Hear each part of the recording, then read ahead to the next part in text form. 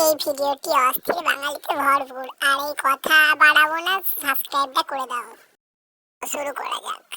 আমার বন্ধু যখন প্রথমবার ছবি পোস্ট দেয় এবং দেখিস ভাই, বাঘটা মরে যায় না দেখিস।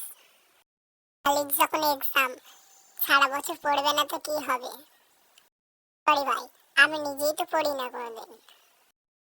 বন্ধু যখন পুলিশের চাকরি পায়, তখন বউ ঝাঁটা করালে ঝাঁটা তো নিয়ে আসবেই বন্দুক ভুলে।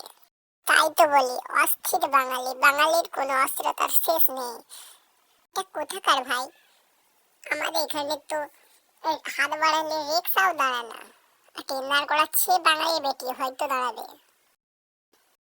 গুরুদেবের টাকা আমাদের দেশে আনতেই হবে, আনতেই হবে, মানছি না, মানবো না। গুরুদেবকে চাচ্ছি আমরা, এবার ভোট গুরুদেবকে দেবো, যাই হবে।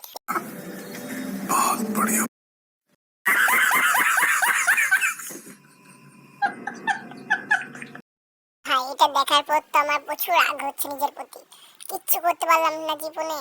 এরা এদিকে 8-10টা শালি নিয়ে ঘুরে বেড়াচ্ছে, এদিকে আমি ইউটিউব নিয়ে পড়ে আছি।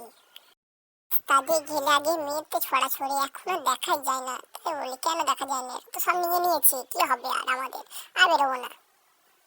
এদের দেখার পর তো আমার বন্ধুদের চোখের অবস্থা, ভাই কথাও ঠিকভাবে বার হচ্ছে না ভাই। লাস্টে ঠিক এই হাল হবে ভাই। আমার চ্যানেলটি সাবস্ক্রাইব করে দাও।